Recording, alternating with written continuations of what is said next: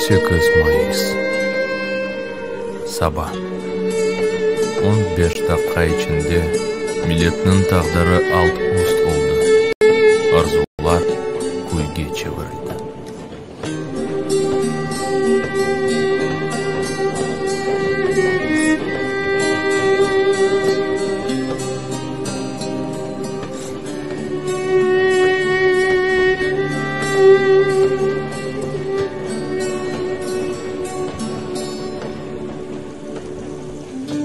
Hatırımızdan hiç neye çıkmaz bu ağır günler. Hatırımızdan hiç neye çıkmaz bu ağır günler. 15 dakika içerisinde çıkmaz dediler.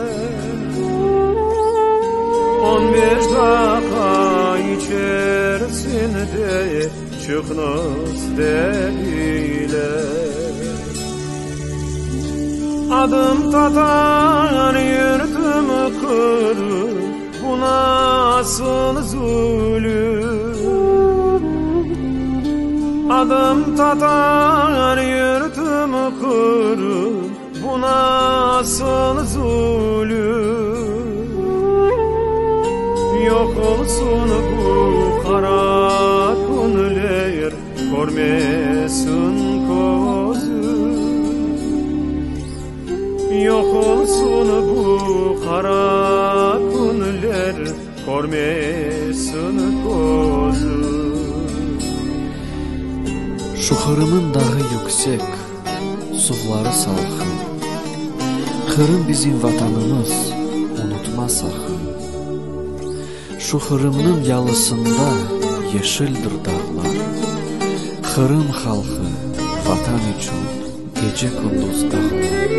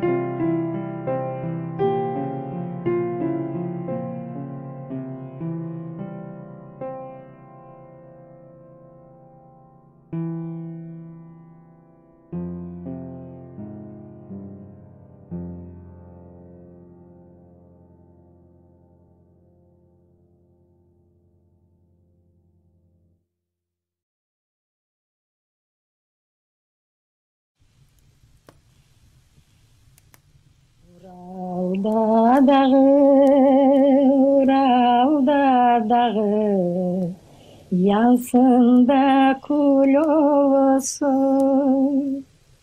Bizi de Kırım'dan çıkarganın gözleri kör olsun. Bizi de Kırım'dan çıkarganın gözleri kör olsun. Sarın sağım soğanım, saçılgan kaldı. Kok boyalı evlerimiz yavrulara kaldı. Kok boyalı evlerimiz yavrulara kaldı.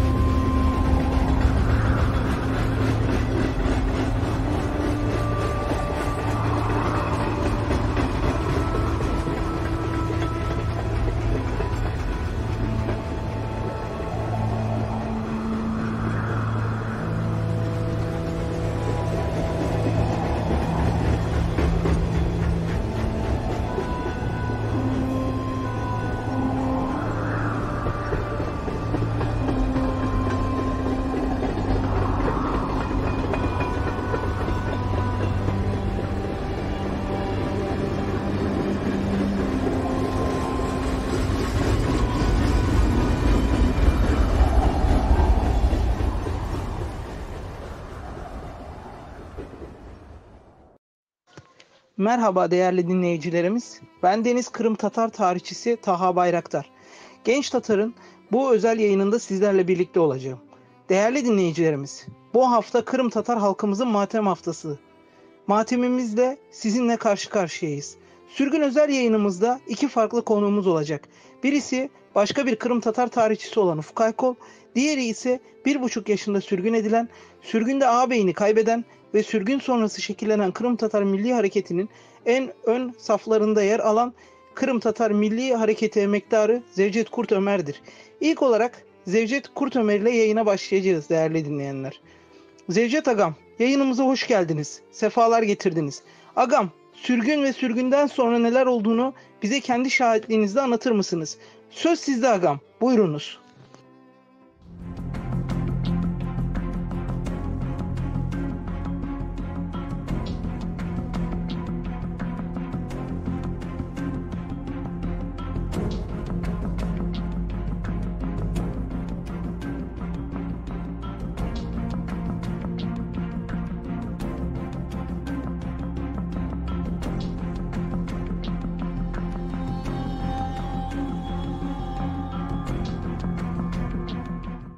Men Zevcet Kurt Ömer Kırım'ını Gülber Kırım'ımızın en Gülber yerinde Bagatır köyünde doğdum.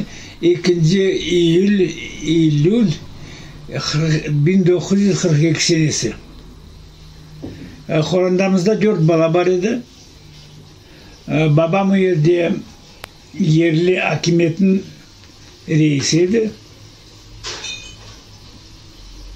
Ondan sonra babam savaşa gitti 41 senesi. Son savaştan son ben onu görmedim. Ben de dünya geldim o küçükken son. O Bagatır koyu pek acayip koy. Kırım'ın dağlı yerlerinde yerleşi.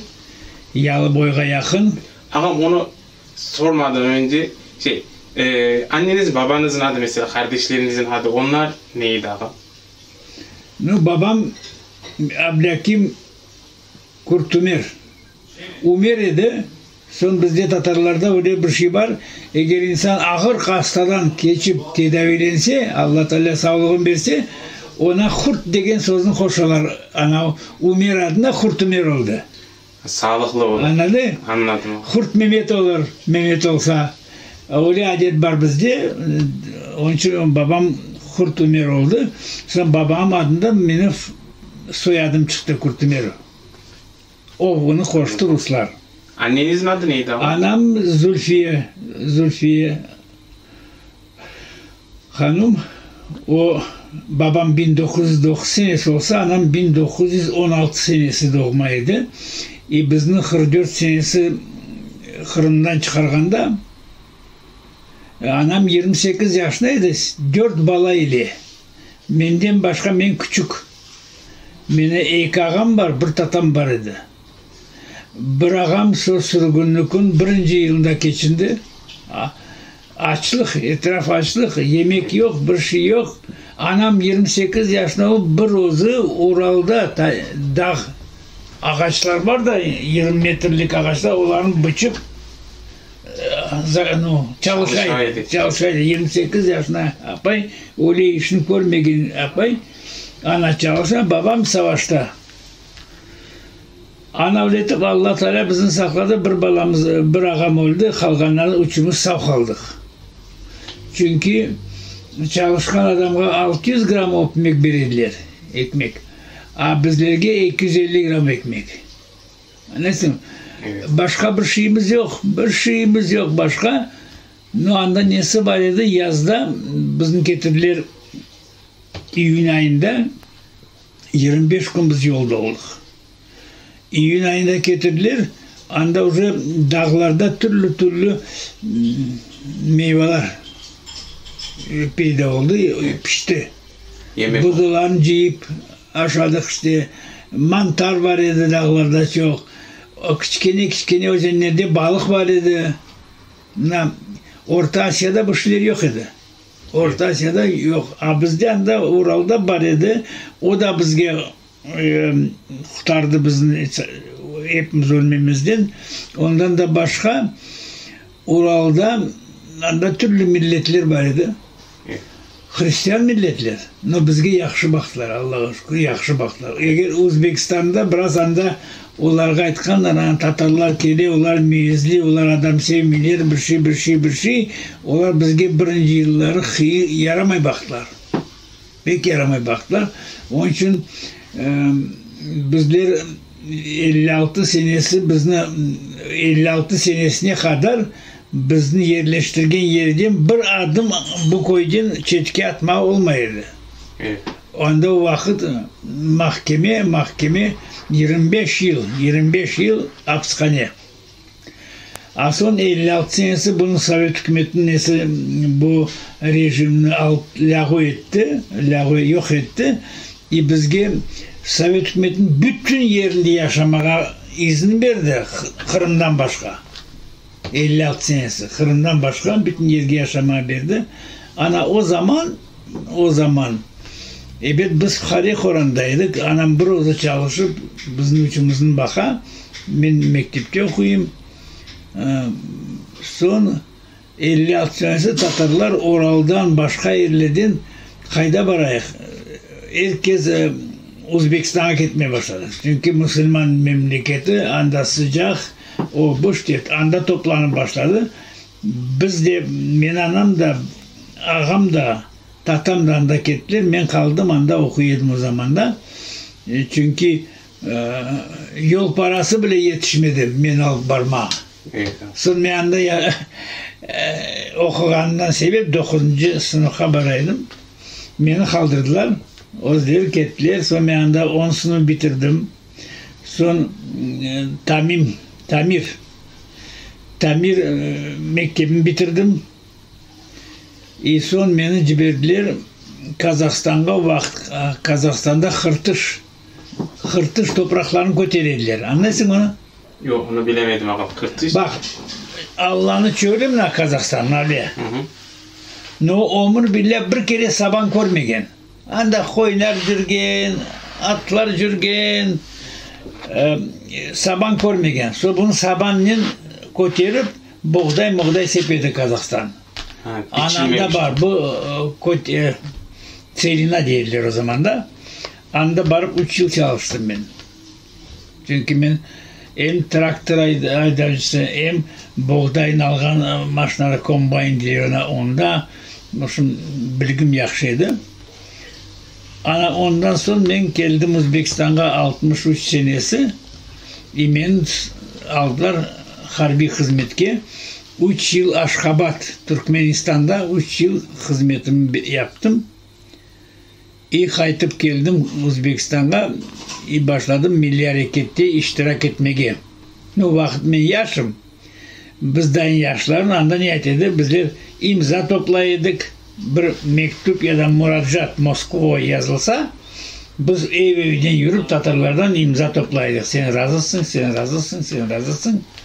Para toplayırdık çünkü Moskova'da daima bizim adamlar bizim mektuplarını, bizim müracaatlarını bildirdiler. Bazı yerde toplantılar yapaydılar Moskova'da.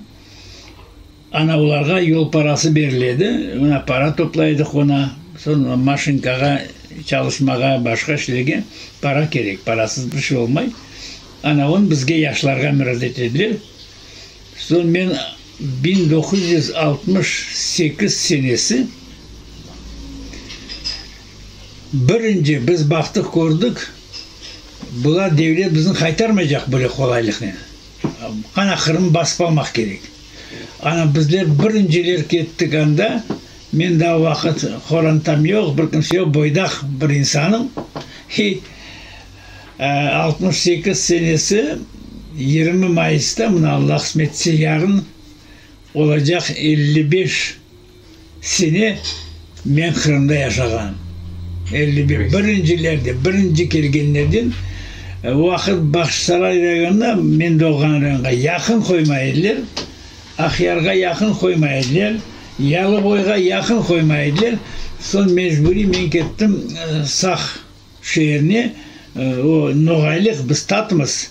O Noğaylık anda işte yavaş 2 yıl men işsiz yürüdüm. 2 yıl talep ettim. Moskva'ya bardım, Kiev'e bardım, anda bardım. Neçin men bermina iş tapam, yatak tapam, bütün şey tapam, registrasyon yapmaylar. Son 2 yıldan sonra ben registrasyon oldum, çalışıp başladım anda. İyi aktif milli hareketinden de hoşluğu başladık işte. Son milli hareket neden ibaret idi? Bu birinci diye Kırım'a Tatarlar kere onların evet registrasyon yapmayı istemiyorlar. Son mecburi jandarm polisiye gelip o kolantanı alıp çıkar Kırım'ın çetine. Ya bir taraftan Krasnodar krayı, Kerçin Boğaz'ın o tarafı. Bir yakta Kherson oblasti, Ukrayna'nı. Anda gönderip taşlaydı Tatarlarını, Kırım'a ayak bastırma. Kim ev satıp aldı, evlerini yıktılar. Evlerini yıkmasalar, işmiş yok. Agorodda bir şey saçtırma bilmediler. Öyleydi biz geldik 87 yılga. 1987 yıl milli hareketimiz öyle karar kabul etti ki her bir 4 korandadan bir adam Moskva varacak. Bu Eylül ayıydı. Eylül. Türkçe nasıl olacak o?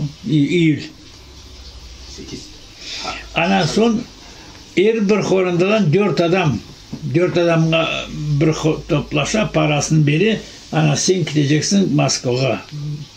Moskvaga bardıq, o vakit ondan aldın da biz Kızıl Meydan'a 4-5 adam çıkıp miting yaptı.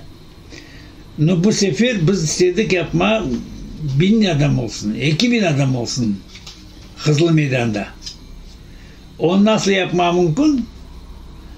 Ana ben şimdi aklımda yok. Kimin aklına geldi öyle şey? Biz her gün sabah toplanamız. Komünistik Partiyanı idare bulam. İdaresinin binasının etrafında meydan var. Anda toplanamız. Kim Kırım'dan geldi registrasyon keçi Kompartiyanı nesini kabulhanesinde. Son kütemiz Kızıl Meydan'a resim geçiyor. Başta bizim koymayacaklar. Yok biz toku resim düşeceğimiz, gideceğimiz. Bir resimli hatırı, tarihi resim olsun diye. Avletim 20 gün biz katladık. Sabah gelip herkes kağıtlarını ala, teşkilatlarga gidemiz. Biz kimimiz anlatmaya tırışan Moskvada yaşayan gazetecilerge, televizyona hadimlerine, başbakanlarga, şiir yazarlarga, şairlerge hepsine konuşup bizni böyle muşkul alımızın biz Kırım'dan tamır halkı olup bizim Kırım'dan koterip attılar. Biz anda kaytmağa keseyim, o bizim betanımız, biz anda kaytacağımız inle ne olsa bile. Anavletim son bir gün biz gene resimge çıkmaya kettik. Sırada herkes oturdu. Taşlar üstüne meydanın taşlı meydan taştan yapılgan idi. Talep etmeye başladık. Kırım vetan, Kırım vetan, Kırım vetan, Kırım vetan. Ondan son bizge gene devlet taraftan bir televizyonda gösterdiler. Ana Kırım Tatarlar satkın ekenler, bir şey. Bu halkın daha büyük yüreklerini acıttı da son Milli Hareket karar kabul etti. Endi ne olsa olsun hepimiz gideceğimiz Kırım'a. Avletim 88 senesinden başlap Kırım Tatarlar Kırım'a yavdı. Darım şimdi halkara tarihçiler hepsi yazdılar, televizyonlar hepsi Kırım Tatarlar sebepçi oldu Sovyet hükümetinin yıkılmasına. Şu mitingler arkada. Avletip Kırım'a geldik inşallah. Geldik, Sovyet hükümeti yıkılıp başladı. 91'den Sovyet hükümeti bütünlüğü yıkıldı. Kimin parası var idi, paralar banklardaydı, öldü. Bir kimse banktan parasını alıp olamadı.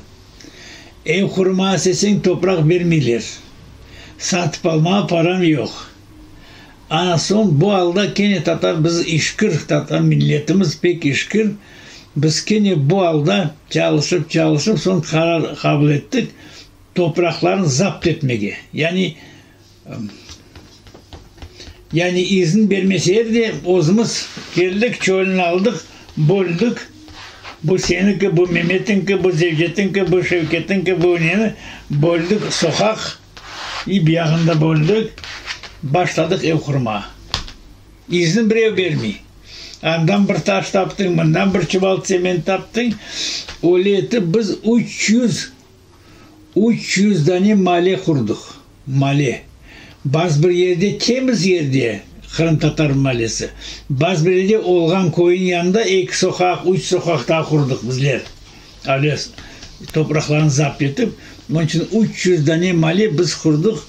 Evet o pek ağır yıllar. Bizde öyle şey var halkımızda, Kırım'da.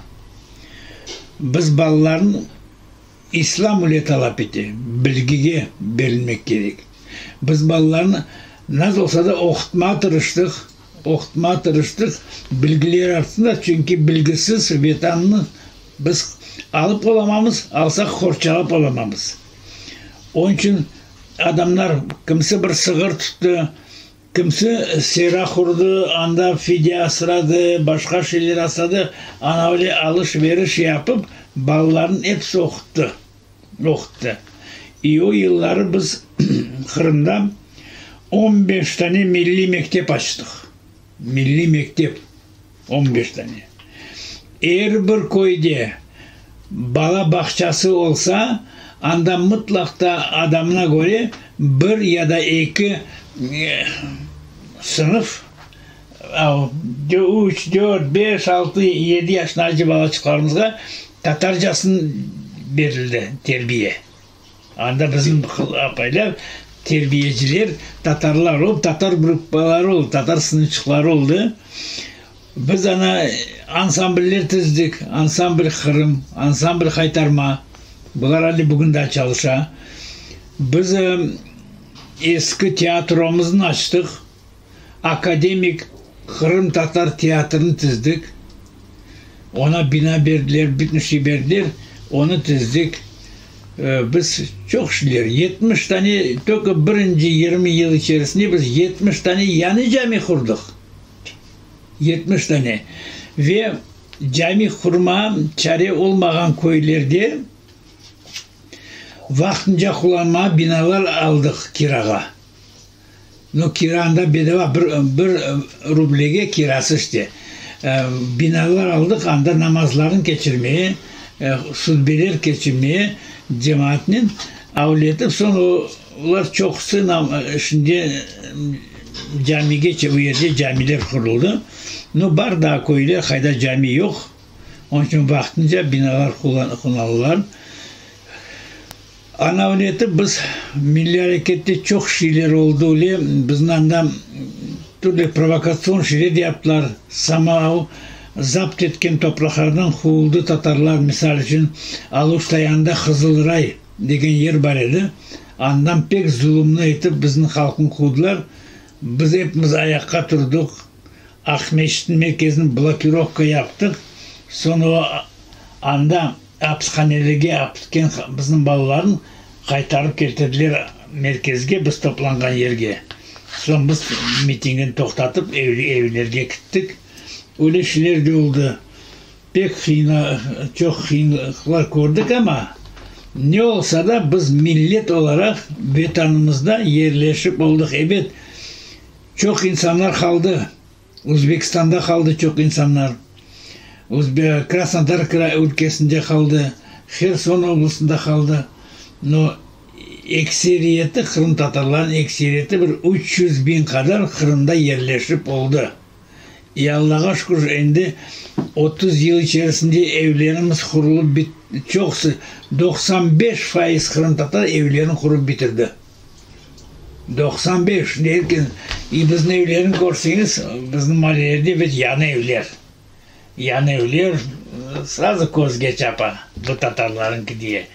No, bir 5% halkımız daha iyi kurulmadı çünkü türlü insanlar var. Hasta insanlar var, invalid insanlar var. No, kısmetleri öyle açılmadı, kurma çareleri olmadı. No, inşallah onların da yavaş yavaş biz yeter, birbirimize yardım edip ayakta durarız biz. Beni kötüyelim dedi, bana bir şey gerek mi deyip öyle laf yok bizde. Ayakta dursan, yanında eğer fahri adam olsa sen ona yardımcı olmak gereksin.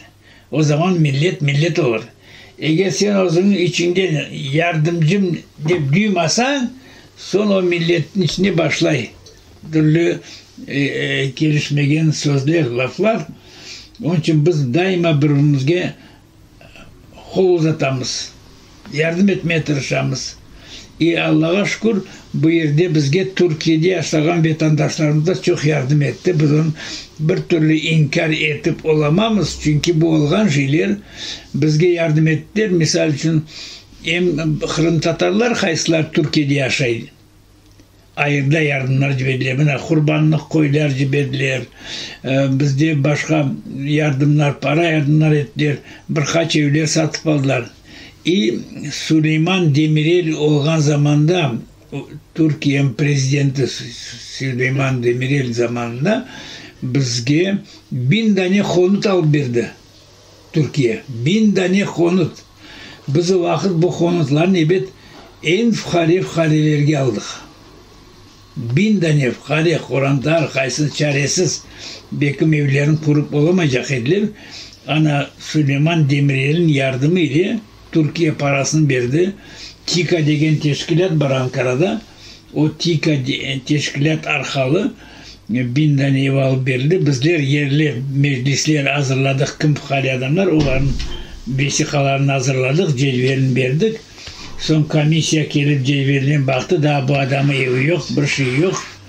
Sokakta kaldı. Ana öğretip devlet de yardım etti. Tatarlar da yardım etti ayırda. Allah'a şükür. Ende biz endi ayakka turduk degende 14 senesi Kırım zapt etti Ruslar. Rusya. Zapt etti. Kene başladı biz için kara günler. Çünkü ne oldu? O Kırım'ını zapt etti, Donetsk'ın zapt etti, Lugansk'ın, Kiev'ini de alacak oldu. Ukrayna'da alacak idi ama beceri olmadı.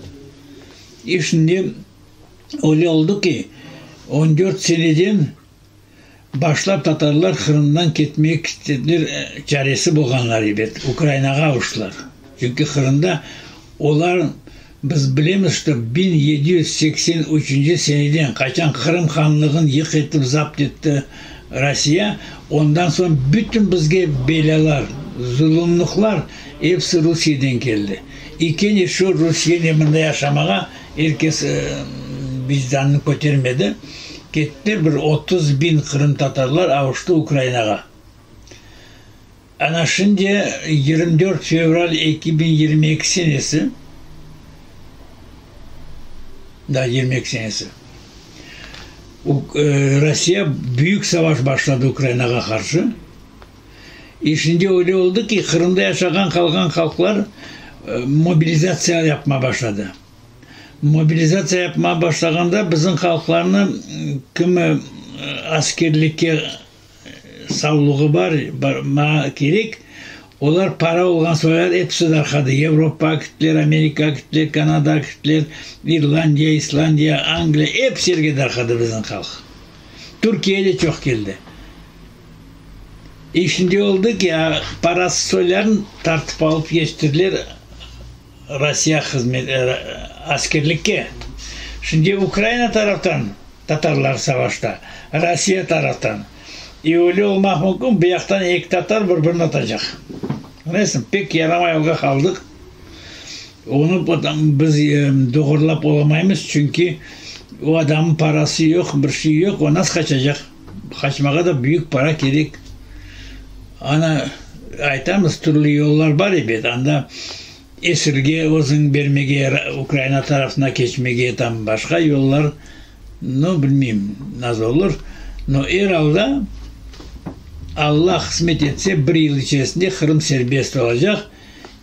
Şimdi Ukrayna devletinde onların anayasasında bütün hanımlar yukarı şuradan kabul edildi.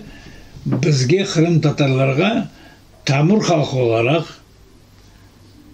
Kırım'da halkara kanunlar boyunlarına esaslanıp ve Ukrayna kanunlarına esaslanıp bizge öz devletçiliğimizi kurmağa yollar açıldı. Açılacak. Bu savaş bitkenmen. Biz buna eminimiz. Biz bunu уже talep edip başladık. İnşallah öyle de olur.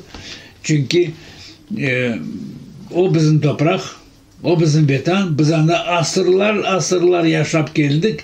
Onun için kelmeçeklerin hakkı yok andan başka bir etmege.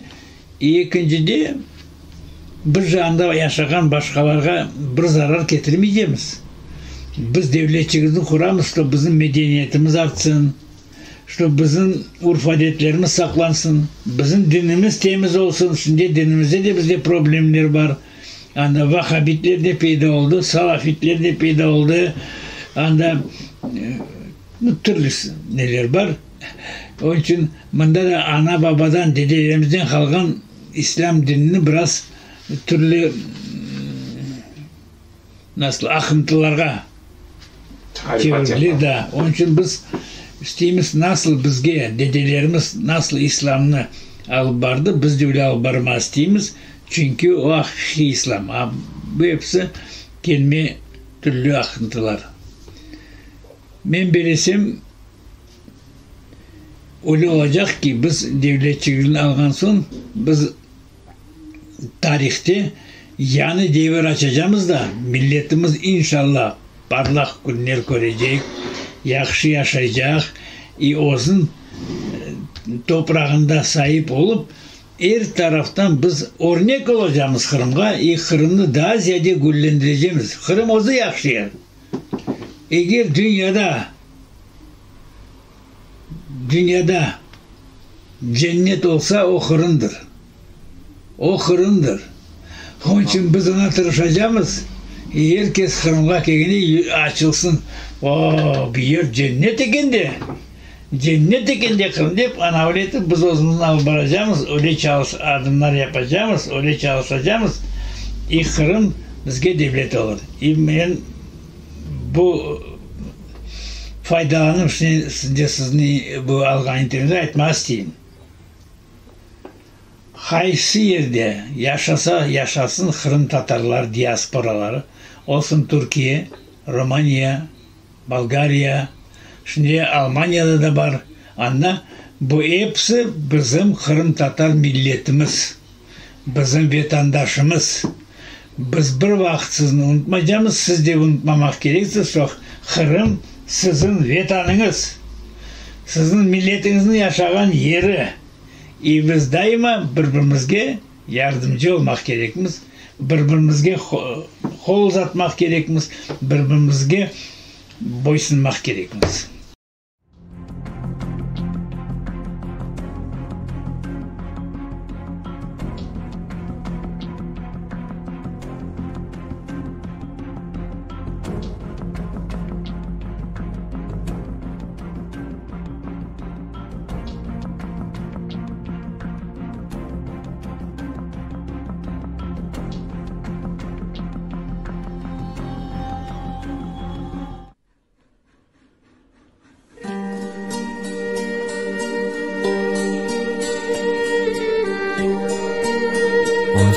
Mayıs Sabah 15 dakika içinde milletinin taqdiri alt üst oldu. Arzular kuyga çevirdi.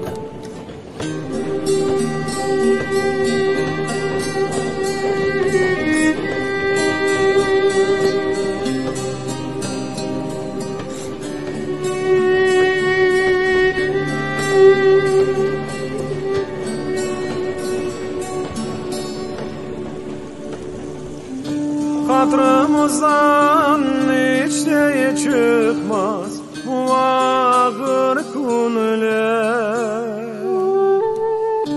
Hatırımızdan hiç de çıkmaz bu ağır konular.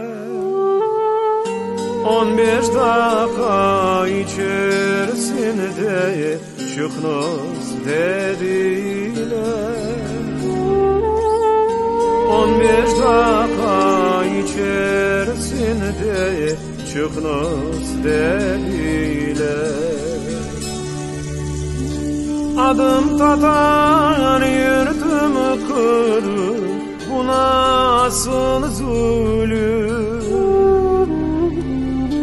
Adım Tatar yurtum Kırım, bu nasıl zulüm?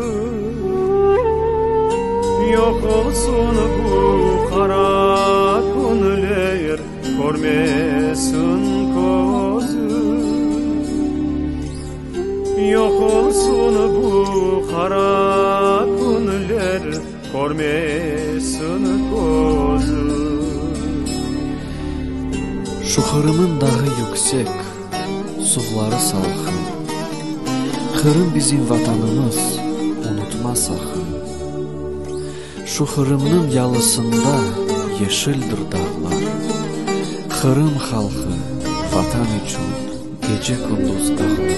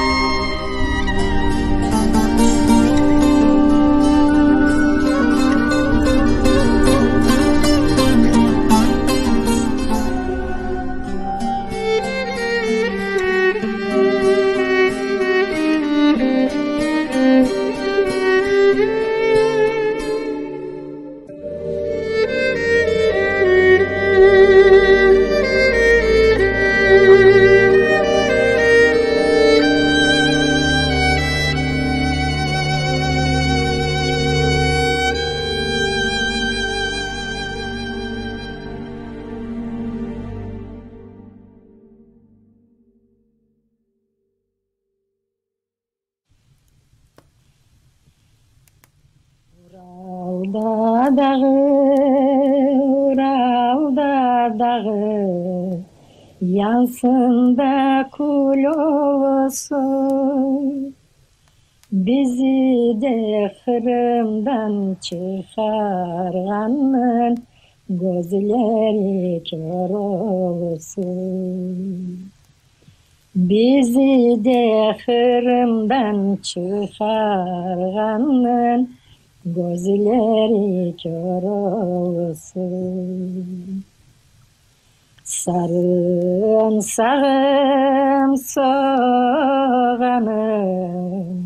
saçılgan kaldı. Koku boyalı evlerimiz yavrulara kaldı. Koku boyalı evlerimiz yavrulara kaldı.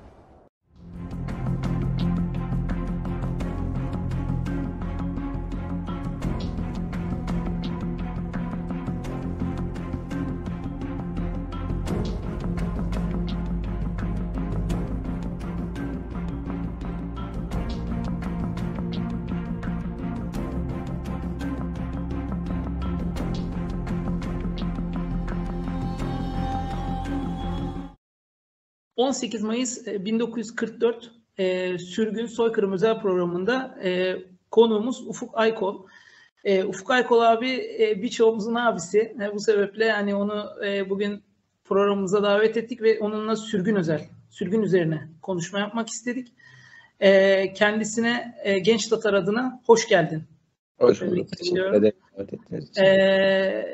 Kısacası Ufuk abiden bahsetmek istiyorum. Hayatından bir bahsetmek istiyorum. Tanımayanlar olabilir. Tanıyanlar için ya da tanımayanlar için bir hayatından bahsedelim. Şöyle. 2015 senesinde Bilecik Şehir Edebiyat Üniversitesi Tarih Bölümünden mezun oldu. 2019 senesinde Müstakil Kırım Hanlığı başlıklı teziyle Hacettepe Üniversitesi'nde yüksek lisans eğitimini tamamladı. Aynı yıl sürgünün 75. yıl anısına Yurtdışı Türkler ve Akrabaları Toplulukları Başkanlığı ile Kırım Türklerin ortaklığında 1944 Kırım Tatar Sürgünü adlı bir proje yürüttü ve bir belgesel kitabı hazırladı. Bu belgesel kitabı YTB yayınlarından çıktı. 1944 Kırım Tatar Sürgünü Onlar da İnsandı adıyla yayınlanan bir kitap. Sağ olsun Ufuk abi benim tarafıma da bu kitaptan bir tane hediye etti. Bunu inceledim. Çok güzel, çok değerli bilgiler, hatta sürgünü yaşayanlar hakkında da çeşitli olaylar anlatılmakta. Şu anda kendisi Ankara Sosyal Bilimler Enstitüsü bünyesinde Kırım Talebe Cemiyeti ve Faaliyetleri isimli projede araştırmacı olarak çalışıyor. Aynı zamanda da Selenge Yayınları'nda da çeviri editörlüğü yapmakta. Doktora eğitiminde ise Şahin Geray Han ve dönemi üzerine tezi çalışıyor şu an. Abi tekrardan ben kendi adıma da hoş geldin diyorum sana. Bugün biliyorsun önemli bir zaman ve Kırım Tatarlarının sürgünü ve soykırımı hepimiz için acı bir dönem. Bu dönem üzerine ne söylesek yani çok şeyler söyleyebiliriz, çok şeyler konuşabiliriz. Çünkü büyük bir Kırım Tatarlarına yapılan büyük bir zorbalıktan bahsediyoruz. Bunun üzerine bu baskıların Çarlık dönemine dayandığını düşünebiliriz. Çünkü bu hususta geçen gün Molotov'un bir kitabını okuyordum hatıratı ile ilgili. Ve orada şöyle bir söz gördüm. Rusya, Çarlık'a ne kadar teşekkür etsek azdır. Bugünkü yönetimimizin altında Çarlık yatmakta diye bir sözü var. Ben de bunların akabinde sana şöyle bir soru sormak istiyorum. Çarlık Rusya döneminden sürgüne kadar Kırım Tatarlarının içtimai durumu hakkında birazcık konuşalım istersen.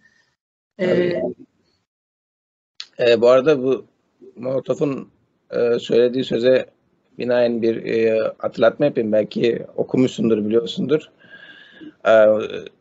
İngiliz tarihçi Simon Sebag Montefiore'nin bir kitabı var Stalin hakkında, bir biyografi. Onun da The Red Tsar, yani Kızıl Çar olarak anıyor kitabının adında. Hani o dediğine de bir gönderme yapıyor ki kendisi Çar'dan daha kudretli şekilde, daha geniş bir hükümranlık seviyesinde yönetti.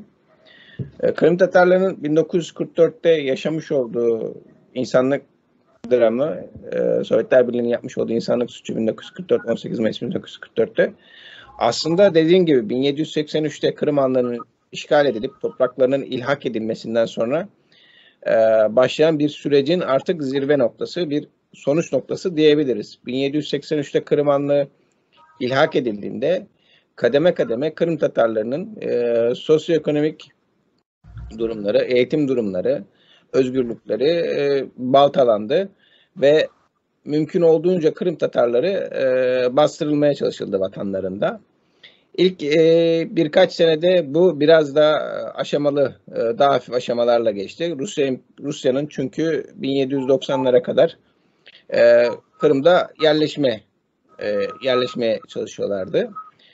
Kırım Tatar nüfusunun fazla olması sebebiyle kurulan Tavrida Oblast'ında sadece Yarımada değil, kuzeyindeki Bozkırları da dahil ettiler ve bu tarihten itibaren Kırım'da aynı zamanda Rus nüfusu yerleştirmeye başladılar ve bu durumda da Kırım'daki ve kuzeydeki topraklardaki nüfus yoğunluğunu Rusya kendi lehine çevirmeye çalıştı. Aslında bu Kırım Tatarlarının vatanlarından koparmaya yönelik ilk adımlardan bir tanesiydi ve bu yüzyıllar boyunca 250 yani 1944'e kadar devam etti. Şöyle ki bu durum Kırım Tatarlarının vatanlarında hem sosyal haklarını, dini yaşamlarını, ekonomik yaşamlarını negatif ölçüde etkilerken bir kısmı da zamanla vatanlarından Osmanlı topraklarına göç etmeye başladılar. Bu göç hareketi esasında yani belgelerle sabit ki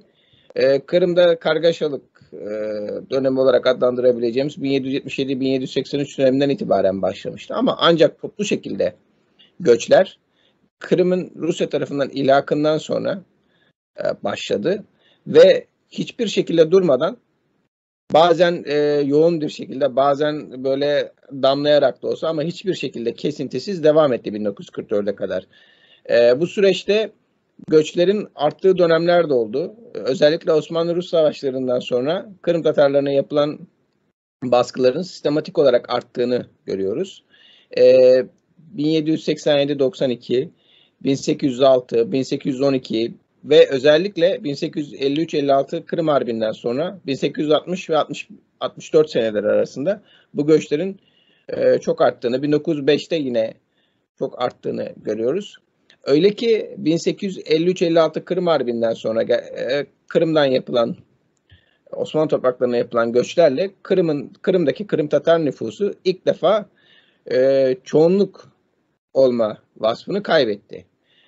Osmanlı topraklarında yaşayan Kırım Tatarlarının sayısı Kırım'da yaşayanlardan çok daha fazla oldu ve yanlış hatırlamıyorsam 1783'ten 1914'e kadar Kemal Karpat Hoca'nın yapmış olduğu çalışmaya göre 1,8 milyon Kırım Tatarı vatanlarından göç ettiler bu 1783 ve 1914 arasında. Tabii ki göç etmenin şöyle de dezavantajları vardı. Bir kere Kırım Tatar nüfusunun vatanlarında azalması buradaki zaten kötü olan sosyoekonomik koşulları daha da kötü hale getirdi ve göçlerin yaşanması gelecek göçleri de teşvik etme yoluna itti. Bu kez de Kırım Tatarları daha fazla azınlık durumuna düştü ve Rusya'nın istediği gibi Kırım'da nüfus çoğunluğu Çarlığın lehine gelişmiş oldu.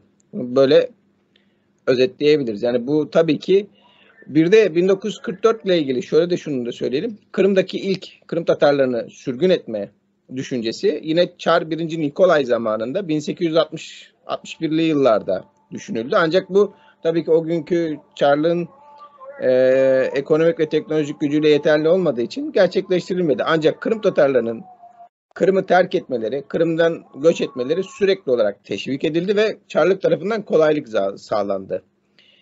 Çünkü o dönem içinde Çarlık Rusyası Kırım Tatarları Kırım'da olmasın da nerede olursa olsun siyaseti güdüyorlardı ve onlar için önemli olan Kırım Tatarlarının Kırım'ı terk etmesiydi. Yani bu açıdan baktığımızda kesinlikle ve kesinlikle 1944'ü 18 Mayıs 1944'ü Çarlık Rusyası'nın Kırım'ı Tatarsızlaştırma politikasının nihai sonucu olarak görebiliriz. Yani bunu kesinlikle ayrı olarak düşünemeyiz.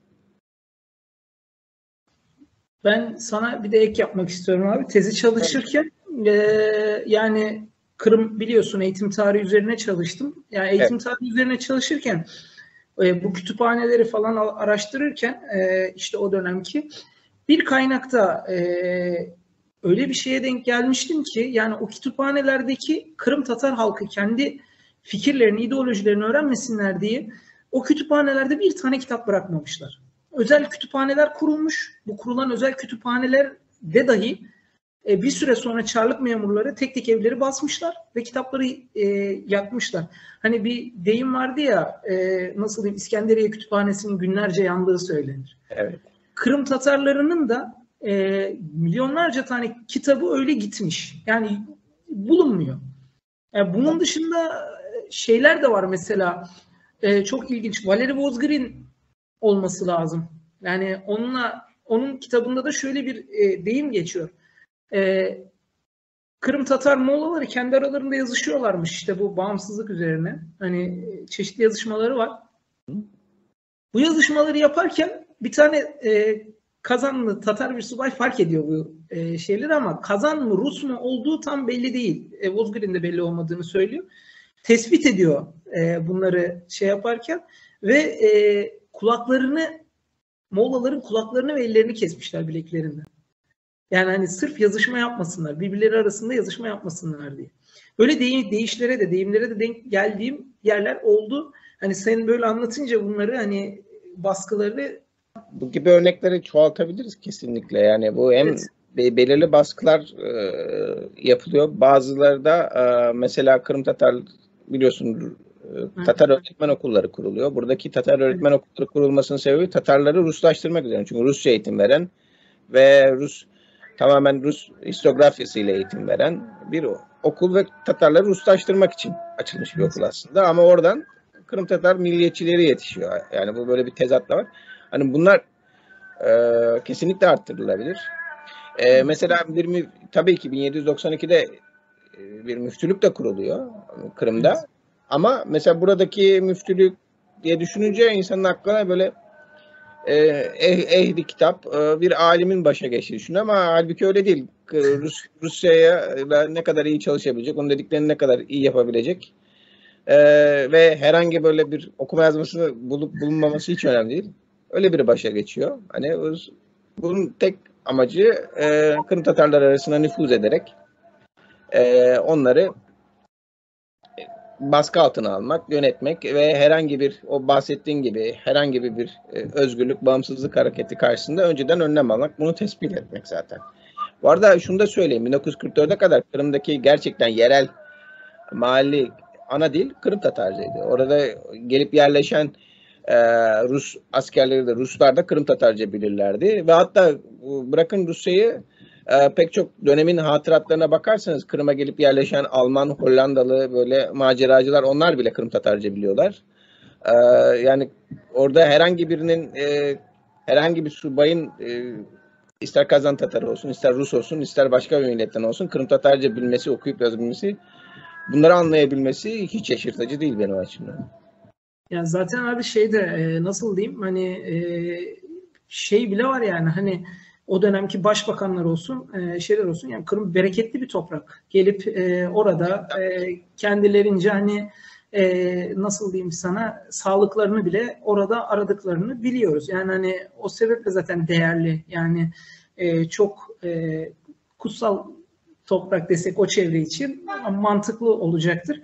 Ve yapılanlar yani hani sonrasında akabinde yapılanlar çok sayıda işkenceler, alimlerin öldürülmeleri, aydınların öldürülmeleri, bunlara rağmen biliyorsun kansız bir Cumhuriyetin ilanı. Cumhuriyetin ilanı akabinde Bolşeviklerin kan dökmesi ve sonucunda yapılanlar bir nevi bir dönem Veli İbrahim döneminde birazcık bir düzen ama onun sonrasındaki yapılanlar zaten Kırım'ın ne kadar çok Tatarsızlaştırılmaya çalışılmasının hepimize zaten göstergesi.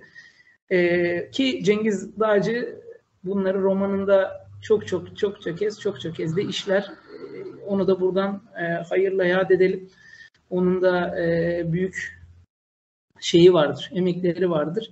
Ki o hususta da şeyi söyleyebilirim. Benim ilk Kırım Tatarlarını tanıdığım şey Korkunç Yıllar'dır. Yani o romandaki Sadık Turan karakteridir.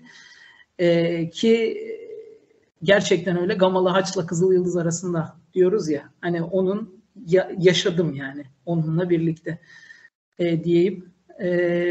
Şeye doğru geçerken şimdi Kırım sürgününe gidişte hazır bu şeye de bağlıyoruz. Hani savaşa da yavaşça bağlıyoruz olayı. Savaş ve savaş akabindeki gerçekleşen sürgün hususundaki ben düşüncelerini, değerlendirmeni alabilir miyim abi? Tabii ki. Bir de şöyle bir şey var. Şimdi Birinci Dünya Savaşı çıktığında hani Kırım biliyorsunuz 1942'de Almanlar tarafından işgal ediliyor. Kırım Tatarlarının sürgünle suçlanmasının sebeplerinin en başında Sovyetler Birliği tarafından tabii söylüyorum bunu. Kırım Tatarlarının Almanlarla işbirliği yapma suçlaması var. Ancak bu suçlama pek çok açıdan hem mantıksız hem de onun mantık çerçevesinde düşündüğümüzde bile Kırım Tatarlarının sürgün edilmesi hukuksuz ve haksız bir şekilde. Birincisi şu, 1942'den yanlış hatırlamıyorsam Nisan 1942'den 9 Mayıs 1944'e kadar Kırım Alman Nazi işgalinde kalıyor. Bu süre zarfında Kırım Tatarları zaten Nazi işgali sırasında da kendi özgür milli iradeleriyle yaşama hakkına sahip değiller. Sadece Sovyetlere karşı Naziler dini vecibelerini yerine getirmeye halka izin veriyorlar ve mali teşkilatlar kurmalarına izin veriyorlar. Ancak bu mali sosyal yardım teşkilatlarının asla merkezileşmesine, birbirlerinin haberdar olmalarına asla izin verilmiyor. Ve köyler bir fiil Alman işgali altında kalıyor. Ve bu durumda yine zaten kitapta da belirttiğim sürgün hatıralarına bakarsanız pek çok zulüm yaşanıyor. En münferit olarak. Bu arada 1942 ile 44 arasında Alman işgali sırasında pek çok Kırım Tatarı Bolşeviklerle birlikte dağlara çıkarak Nazilere karşı savaşıyor zaten Kırım içerisinde ve bunların sayısı Nazilere yani Cengiz Dağcı onlardan bir tanesi. Nazilere katılıp o da katılmalarının sebebi de Kırım'ı bağımsızlaştırma vaadi karşılığında Nazilere katılıp savaşanların sayısından çok daha fazla. Hani böyle bu suçlamanın mantığıyla bakarsak zaten hukuksuz oluyor, haksız oluyor. Onun haricinde Kırım'da bir fiil savaşabilen erkekler zaten savaşta Kızıl Ordu'da ve pek çoğu savaş kahramanı Sovyetler Birliği tarafından ve bir fiil savaşa devam ediyorlar. Onun haricinde savaşa gitmemiş ancak çalışabilecek olanları Almanlar toplu şekilde Almanya'ya götürüp işçi olarak çalıştırıyorlar zaten, köle olarak. Köle gibi, öyle söyleyebiliriz. Yani bu da ortada bir Almanların yaptığı da bir sürgün var.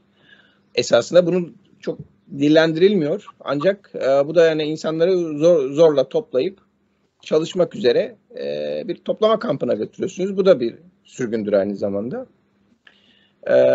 Diğer taraftan bakarsak Alman ordusunda savaşan Rus nüfusu Kırım Tatar nüfusundan çok daha fazla. Yani bir Rus Kurtuluş Ordusu kuruluyor zaten.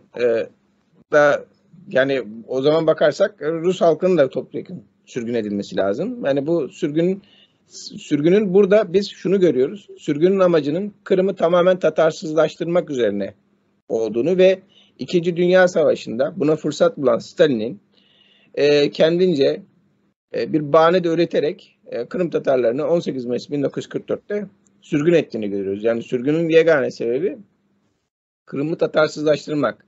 Burada dolaylı yoldan siyasi ve askeri açıdan bakamıyoruz. Türkiye'nin de etkisi var.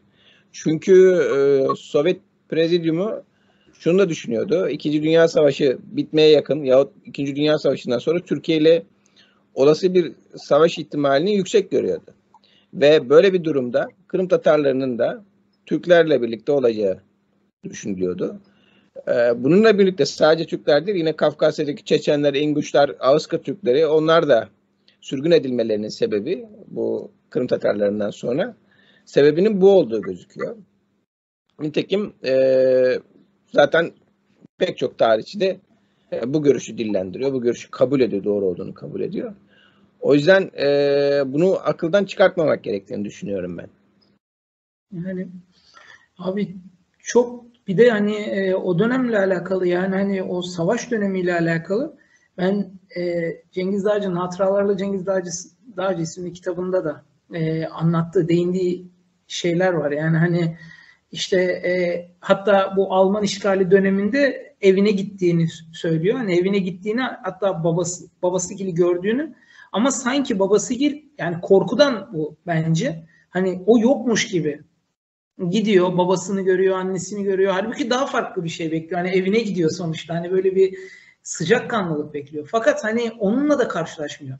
Yani o dönemki insanlarda öyle bir şey var ki, yani kendilerince bile böyle hani bir güvensizlik, hani bir şey var. Çünkü kendi içinde bile güvenemiyorsun. Ya bir ailenin çocuğu nasıl üniforması giymiş, hani geliyor. Bir ailenin çocuğu da dağlarda partizan. Örnek vereyim, yani savaşıyor. Yani buna benzeyen çok büyük örnekler var ki acı yani. Hani büyük bir acı yani. Hani çünkü bir halk, yani kendine ait olmayan bir savaşta iki şeyin arasında eziliyor yani. Hani Gamalı, Haçişli ve Kızıl Yıldız arasında dememizin daha bir şey olacağını söylüyoruz. Burada hani sürgün dedik, soykırım dedik. Hani ona da bağlayalım.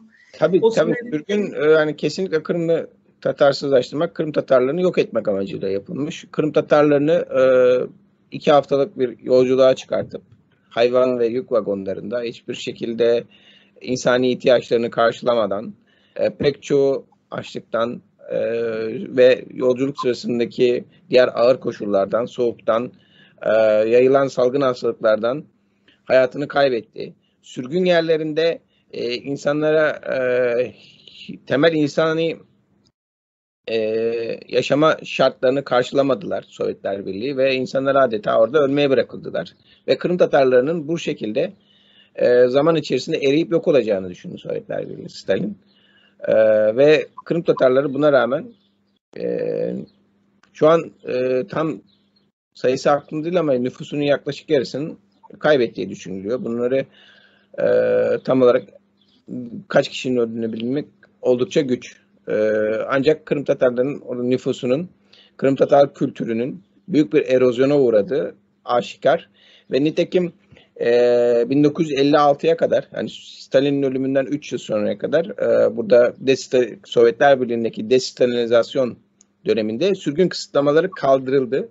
Ancak o zamana kadar 1944'ten 1956'ya kadar Kırım Tatarlarının bulundukları yerden Özbekistan, Sibirya, işte Urallar nereye sürüldüyse oradan çıkmalarına kesinlikle izin verilmiyordu. Ve Kırım'a ve 1956'da da ancak verilen izin, hani kısıtlamalar şu şekilde kaldırıldı. Özbekistan'da ise Özbekistan'da çıkabilir, Urallara geçebilir ancak kesinlikle Kırım'a dönme hakkı yok. Yani bu 1956'daki izin ancak şeye izin verdi. Ailelerin, hani ayrı düşmüş olan ailelerin, akrabaların, tanıdıkların bir araya gelmesine vesile oldu. Bundan sonra destalinizasyonla birlikte Sovyetler Birliği'nde Kırım Tatarları biraz daha yavaş yavaş hak kazanmaya başladılar. Lenin bayrağı 1957'de neşredildi biliyorsun ama tabii ki Kırım ve Kırım Tatarları kelime olarak bahsetmek yasaklı çünkü Kırım sürgünle birlikte, ya bunu da aklımıza gelmişken söyleyelim, yani Kırım Tatar tarihi de silinmeye çalışıldı. Ansiklopedilerden Kırım maddeleri, Kırım Tatar maddeleri kaldırıldı. Kırım Tatarları bir zamanlar Kırım Yarımadası'nda yaşamış antik bir halkmış ve şu an kaybolmuş antik bir halkmış gibi anılmaya başladı. Nitekim bu da sürgünün bir soykırım olduğunu, bir halkı tarihten silmeye de çalıştığının Sovyetler Birliği'nin örneklerinden bir tanesi. 1956'dan sonra işte bu arada yani Kırım Tatarları vatanlarına dönmek için mücadele etmeye de başladılar tabii ki. Önce Sovyetler Birliği kahramanları, askerleri Kırım Tatarlarının hain olmadığını, bireysel biraz daha başvurularla Moskova'ya yaptılar, harekete başlattılar. Ancak bu tabii ki faydalı olmadı. Bundan sonra daha genç bir kadro ortaya çıktı. Mustafa Aga'nın başında oldu. Onlar yani Moskova'ya dilekçiler türlü toplanmaya başladı. Gösteriler başladı ve ilk tutuklamalar da yanılmıyorsam 1961 senesinde ilk tutuklamalar başladı. Yine Mustafa Aga da 1961'den 90'lara kadar çeşitli suçlamalarla tutuklanacak. Yıllarca Sovyet hapishanelerinde kalacaktı. 1967'de bu Kırım Tatar Milli Hareketi sonucunda bir af kararnamesi çıktı Kırım Tatarları için. Ancak fiiliyatta uygulanmadı tabii ki. Yine Kırım Tatarları'nın Kırım'a dönüşü izin verilmedi.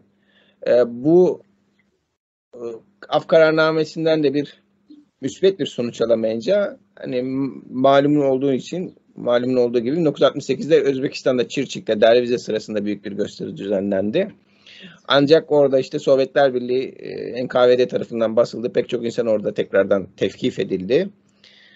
Bu durum Kırım Tatarlarının, hani sürgünlükte yaşayan Kırım Tatarlarının bu baskılar aslında milli mücadele azmini daha da fazla ateşledi. Ve buradan sonra Kırım Tatar Milli Hareketi'nin ivmesi de yükseldi. Yine 1986'da Sovyetler Birliği sürgün edilmiş halklara itibarlarını ve haklarını iade etti. Ama bu deklarasyon da yine Kırım Tatarlarının beklentilerini karşılamadı. Kırım'a dönüşe kesinlikle izin verilmiyordu. Ve 1987'de bu kez Moskova'da gösteriler başladı. Ve Kırım Tatarları artık hiçbir af kararnamesini, hiçbir deklarasyon dinlemeden vatanlarına dönmeye başladılar. Kırım'a girmeye başladılar. Zorla çıkartıldılar. Orada yeniden işkence edildiler. Tekrar sürgün edildiler. Ancak 1989'da Mustafa Aga'nın önderliğinde Kırım'daki ilk toplantılarda Kırım Tatar Milli Hareket Teşkilatı tarafından yapılmaya başlandı. Yine 26 Haziran 1991'de de Akmeş'te 2. Kırım Tatar Milli Kurultayı gerçekleştirildi. Bu 26 Haziran'da bugün biz o güne atfen Kırım Tatar Bayrak Günü olarak anıyoruz.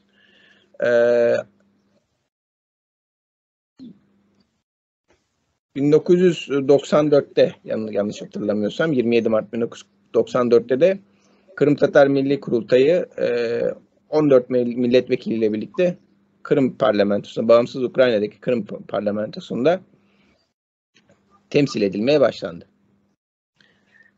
Yani bu şekilde bir kronolojik bir özet yapmaya çalıştım. Sorunun akabinde de sürgün ve soykırım. Çok güzel oldu abi. Çok hani detay şey de olmasa, yani Emel'i ben incelerken de buna benzer Mustafa Aga'nın işte hani öldüğüne dair Emel'i sen de incelemişsin. Tabii ki Mustafa Aga'nın ilk kez 1974'te mi sanırım 1977'de mi ne ilk kez Sovyet hapishanesinde vefat ettiğini, açlık orucu sonucunda vefat ettiğine dair haberler Türkiye'de duyurdu, yayınlandı. Oradan sonra Mustafa Aga Türkiye'de de hani Milli Hareket'in lideri olmasının yanında Kırım'da Türkiye'de de bir özgürlük fenomeni haline. Evet. Bugün de hala da öyle. Ömürler versin, bu özgürlük fenomeni, milli mücadele abidesi olarak anlıyoruz her zaman kendisini. Ya şeye de değinmiş ki abi, şeyi de sorayım mesela. Bir tarihçi perspektifiyle baktığında sence sürgün mü, soykırım mı? İşte az önce de bahsettiğimiz gibi, özetlediğimiz kesinlikle soykırım. Yani çünkü bir halkı bir yerden bir yere sürüyorsunuz topyekün halde. Ve bunun sonucunda hem sürgün sırasında hem sürgün yerinde hiçbir şekilde insani yaşama haklı gereksinimlerini karşılamıyorsunuz. Tarihten silmeye çalışıyorsunuz. Yarımada'daki onların bırakmış olduğu tarihi izleri yok ediyorsunuz. Yani bunun adı kesinlikle ben sürgün olduğunu düşünüyorum. Ki zaten de sürgün olarak anılıyor, kabul ediliyor uluslararası olarak da. Ya John Stormer'ın abi bir kitabını okumuştum, İhanet diye. Kitapta şöyle bir şey diyor. Komünizm ve sosyalizm yönetimleri hususunda ahlak yok, ahlak anlayışı yok diyor ve bunun akabinde diyor komünizme ya da sosyalizme yararlı olacak her şey sevaptır. Yararlı olmayacak her şey de günahtır. Hani cinayet bile işleyebilirsin hani eğer şeyse. Buna bağlamıştı John Stormer. Bu hususta da yani hani mesela geçen bir teoriler var. Yani komünizmin, sosyalizmin de bir din olduğuna dair hani evet. Ona atfen yapıyor zaten o şeyleri, çıkarımları. Ve şey de var hani yani o kadar şey ki abi, yani hani Kırım Tatar halkı gerçekten öyle yani hani ahlak seviyesi yüksek bir halk ve o vagonlarda geçen bir konuşmada sürgün hususundaki bir konuşmada yaparken şöyle bir şey söylemişti. Sürgünü yaşayanlardan birisi bizim derneğimizden birini anlatmış. Yani bazı kadınlar abi hani lavabo ihtiyacını gideremediği için çatlayanlar bile olmuşlar o vagonların içinde. Kesinlikle bu gibi kitabı gösterdin bize burada, sağ ol, teşekkür ederim. Orada biz YTB'nin daha önceden hazırlamış olduğu sürgün mağduru Kırım Tatarlarıyla yapılmış olan mülakatları kullandık. Bu mülakatlar aracılığıyla bir belgesel kitap hazırlamıştık. Orada da bu gibi pek çok münferit hadiseyi görmek mümkün. Ve zaten Kırım Tatar Milli Hareketi'nin hem Sovyetler Birliği'nde sadece Kırım Tatarları arasında değil, Yahudi, Rus, Ermeni halklar arasında da, diğer özgürlüklerini isteyen diğer halklar arasında da itibarlı olmasının sebebi hiçbir şekilde şiddete başvurmaması. Mustafa Aga'nın da, yani şu an cümleyi tamam toparlayamayabilirim ama olarak, mana olarak hani bir çocuğun burnunun kanamasına bile değmeyeceğini, o zaman o temiz olmayacağını söylüyordu bağımsızlık hareketinin. Nitekim Cengiz Dağcı'dan da bahsettik. Mesela onu da söyleyeyim. O kadar kitabını okumuşsundur sen de. Hiçbir şekilde Rus halkını tahkir edecek, onu küfür edecek hiçbir halk bu arada, ama öyle Sovyetler Birliği tarafından sürgün edildiği için söylüyorum. Hiçbir şekilde hiçbir halkı tahkir ya da tekliğini görürsün. Hani bugünkü baktığımız anlamda Kırım Milli Hareketi'nin yerini, metodolojisini ve geleneğini de gösteriyor aslında. Ki bu gelenekte 1800'de İsmail Bey Gaspar'ın tercümanın başlatmasından itibaren süre gelen, oradan başlayan, bugün hala da devam eden bir gelenek.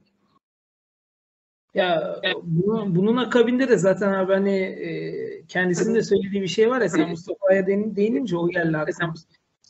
Ben Sovyetlerle ömrümün sonuna kadar mücadele edecektim. Fakat benim ömrümün sonu buna yeri değilsinden hani o geldi şu an aklıma.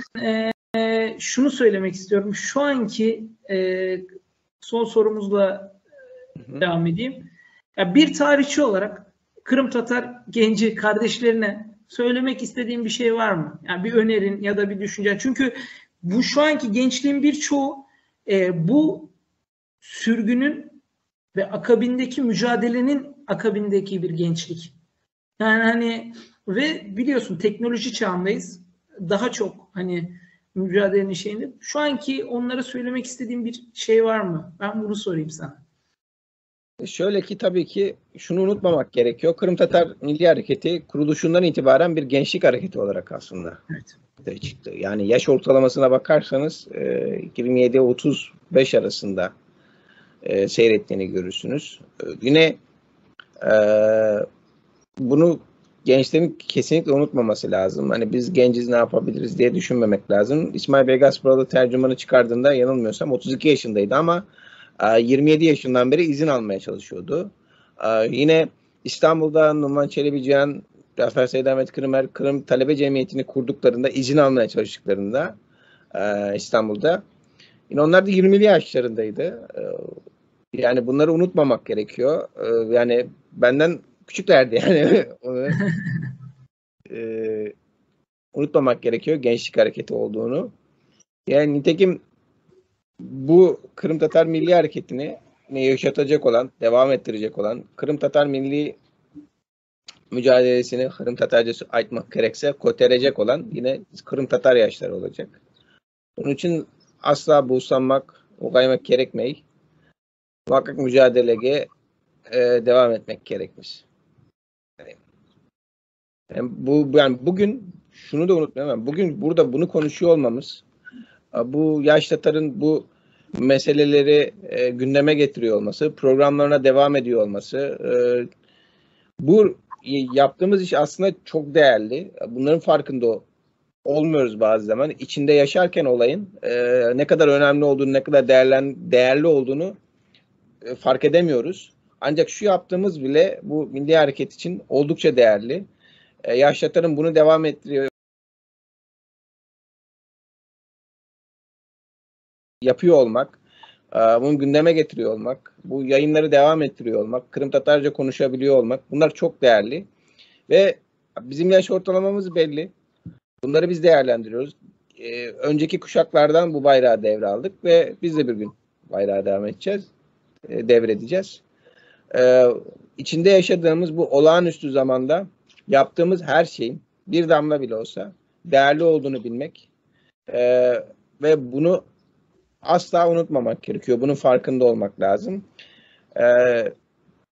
O yüzden hiçbir şekilde ben ne yapabilirim ki diye düşünmeden, yani gerekiyorsa bir tweet atmak, gerekiyorsa bir kendi arkadaş çevrenizde, okulunuzda, şurada Kırım'dan bahsetmek ama Kırım'ı muhakkak gündemde tutmak, kendi aramızda Kırım Tatarca konuşmak, bizim şu an Kırım Tatar halkı için yapabileceğimiz ve yapmamız gereken en önemli şey. Bunu kesinlikle unutmamamız gerektiğini söylüyorum ve bu söylediklerime ben de dahilim tabii ki. Şeyde zaten abi biliyorsun bir Kırım Tatar armasında yani yaş kurultay armasında yaş arkadaşlarla toplandığımız o armada birlikte kuvvet yazar. Hep beraber bir şeyler katarak, hep beraber bir şeyler yaparak bunu hatırlatmalı ya da işte insanlara bir şeyleri bildirmeliyiz. Ya ben hani mesela şöyle de bir şey var. Şu an bu cehaleti birçoğumuz kırıyoruz yani hani kırmış durumdayız ve bir şeyleri halka aşılamaya başlamış durumdayız. Yani ben hep örnekler veriyorum. Geçen şeyde de mesela Kırım Tatarlarını parlamentoda bu Beyaz Ordu ile Kızıl Ordu Kırım'da savaşırken bir dönem Beyaz Ordu döneminde General Denikin dönemi olması lazım. Orada General Denikin'in yardımcılarından Barovski Kırım Tatarlarını bir araya toplamış. Onlara demiş ki hani önde gelenlerinizi getirin. Halbuki herkesi cahil zannediyor Barovski. Ve dönüp orada cahillermiş gibi konuşma yaparken halk öğretmen Fevzi Altuğ'u öne göndermiş ve Fevzi Altuğ konuşmasında yani özetle şunu söylüyor. Deyim yerindeyse. Yani biz cahil değiliz. Hatta ne Kızıllar ne Beyazlar bizler Kırım Tatarlarıyız. Sizler bizi tanımalısınız. Yani buna getirmeye çalışıyor. O günlerden sürgünde küllerinden doğan bir halk ve bu halkın emanetçisi çocuklar, gençler. Yani bu gençlerin taşıdığı bu bayrak dahi önemli bir bayrak. Çünkü kolay yapılmış bir şey değil hiçbir şey. Yani kolaylıkla bir yerlere getirilmiş bir şey yok şu an. Her şey zor, her şey. Biz de elimizden geldiğince bir şeyleri halka bildirmeye, bir şeyleri halka duyurmaya çalışıyoruz ki bunu da daha da güzel bir şekilde yapacağımızı da düşünüyorum. İsmail Bey de böyle değil miydi? Hani bir matbaada çıkarttıklarıyla zaten.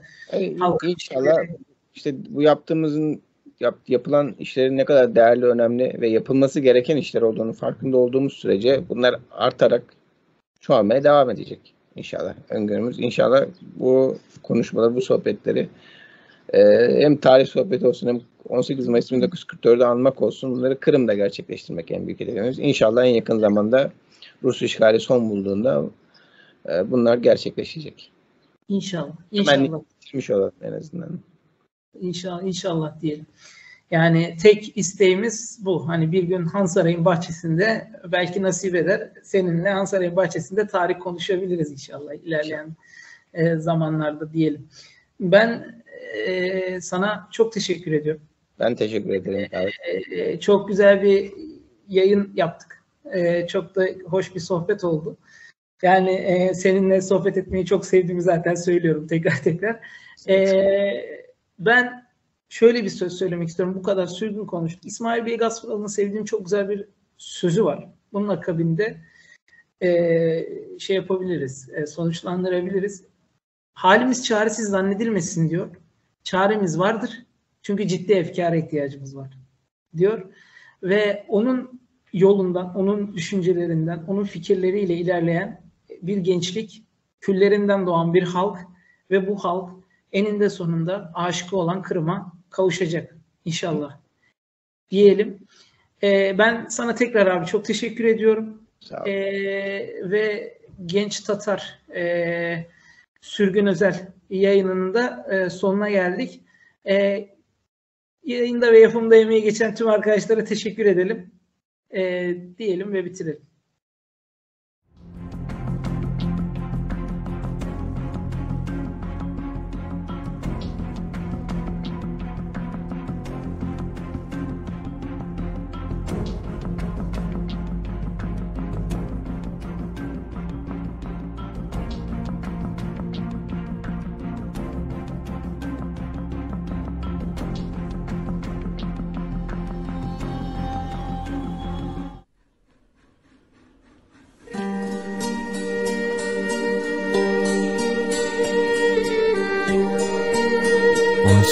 Mayıs Sabah 15 dakika içinde milletinin taqdiri alt üst oldu.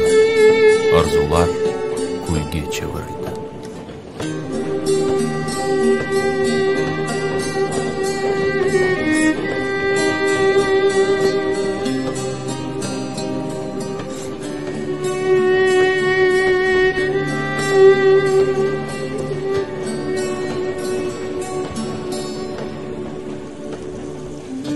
Hatırımızdan hiç de çıkmaz bu ağır konular.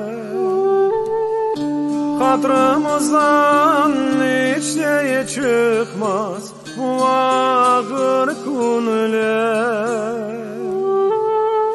15 dakika içerisinde çıkmaz dediler. 15 dakika içerisinde çıkmaz dediler.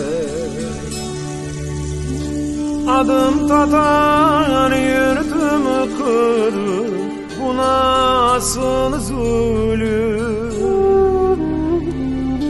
Adım Tatar yurtum Kırım, bu nasıl zulüm? Yok olsun bu kara kunler, görmesin gözüm. Yok olsun bu kara kunler, görmesin gözüm. Şu Kırım'ın dağı yüksek, suları salkın. Kırım bizim vatanımız, unutma sakın. Şu Kırım'ın yalısında yeşildir dağlar. Kırım halkı vatan için gece gündüz dağlar.